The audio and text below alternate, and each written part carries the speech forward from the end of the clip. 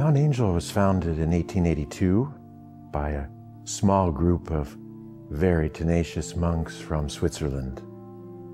In the 1800s, in Europe, there was a lot of suppression of religious life in communities and monasteries, and so this group came out to Oregon, scouted the West Coast, and decided this was the best place to found a monastery. And it even resembled Engelberg a little, which is what they wanted.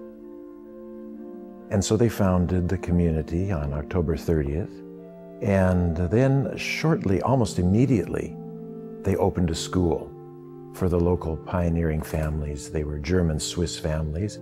And from that point on, over the decades, the monastic life continued to grow. The monastery itself, the number of community members increased, and our schools grew, and our involvement with the local church in Oregon grew considerably. And then eventually we concentrated on the seminary itself as our principal apostolate, our principal work of the community, after our own work as monks, as consecrated men who were dedicated to prayer. The next service was the seminary.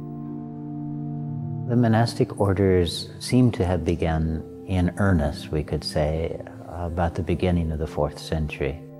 Even though the persecutions being over was, for the most part, a good thing for the church could expand and grow, it carried with it a potential danger.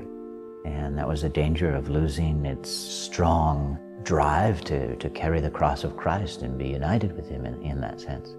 And so monasticism in the life of the whole community kept that alive.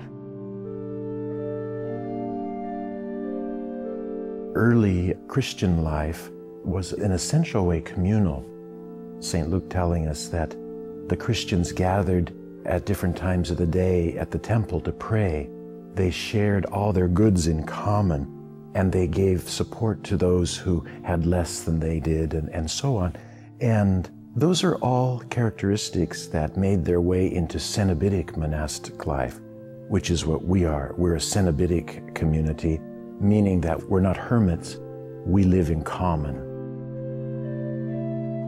I think St. Benedict wrote the rule and established his own monastic communities to provide a path for very ordinary men to lead a life that is consonant with the Gospels and to find God. And within the context of his time, I think he did it very successfully, because the rule has proven itself over history to be a proven path to holiness.